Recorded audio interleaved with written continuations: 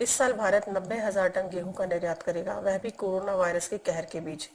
वजह है इस रबी सीजन में गेहूं, चना से लेकर आलू प्याज तक की बम्पर पैदावार होने की उम्मीद। अनुमान है कि गेहूं का उत्पादन इस साल रिकॉर्ड तोड़ 10.62 करोड़ टन पहुंचने वाला है, यानी पिछले साल के मुकाबले इस बार 40 लाख टन गेहूं ज्यादा होगा। इतना गेहूं 6.5 करोड़ लोगों की साल भर की जरूरत पूरा कर सकता है। इतना ही नहीं, गोदामों में पहले से ही गेहूं और चावल का बफर स्टॉक है, इसलिए भविष्य में खाद्यान्न पर्याप्त मात्रा में उपलब्ध रहेगा। इस बफर स्टॉक को देखते हुए सरकार ने 90,000 टन गेहूं के निर्यात का फैसला भी लिया है। कृषि विशेषज्ञों का कहना है कि देश में पैदा होने वाले कुल गेहूं में से 85 से 90% की खपत होती है, यानी देश में सालाना करीब 9 करोड़ टन गेहूं लग जाता है और 1 से 1.5 करोड़ टन से ज्यादा गेहूं की बचत होती है। देश भर में कुल पैदा होने वाले गेहूं का 83% 5 राज्यों में होता है। इसमें राजस्थान के साथ उत्तर प्रदेश, मध्य प्रदेश, पंजाब और हरियाणा शामिल है। 17% उत्पादन अन्य राज्यों में होता है। जानकारी के मुताबिक सर्दी अधिक पड़ने से हरियाणा और पंजाब में फसल 7 से 10 दिन की देरी से पकी है। सामान्य तौर पर यहाँ गेहूं की कटाई 10 से 20 अप्रैल के बीच होती है। कंबाइन गेहूं काटने और दाना निकालने की मशीन से कटाई तेजी से होती है और यहाँ सरकार ने कटाई करने के लिए कंबाइन की इजाजत दे रखी है। यहाँ 15 अप्रैल से कटाई शुरू हो गई है।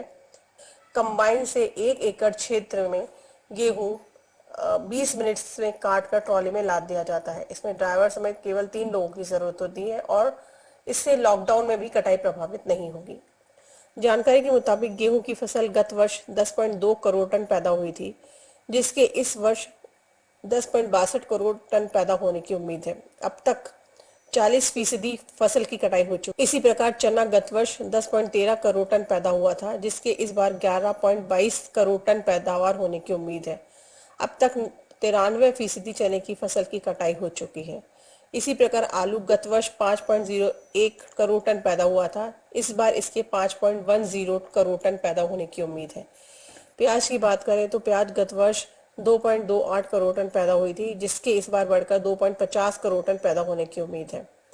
उल्लेखनीय है कि इस बार सर्दी अधिक पड़ने से गेहूं अच्छी तरह से पका है और दाने की गुणवत्ता भी अच्छी है। फसल काटने में देरी नहीं हुई है। गेहूं की खड़ी फसल के दाने खेत में नहीं गिरते, जैसे सरसों की पकने पर दाने 1-2 दिन में गिरने लगते हैं, इसलिए गेहूं की फसल को कोई नुकसान नहीं होगा। कृषि वैज्ञानिकों का कहना है कि मध्य प्रदेश, गुजरात, उत्तर प्रदेश और पंजाब का शरबती गेहूं अंतर्राष्ट्रीय मानकों के अनुरूप है, इसलिए विदेशों में पसंद भी किया जाता है और इसके निर्यात का फायदा भी मिलेगा।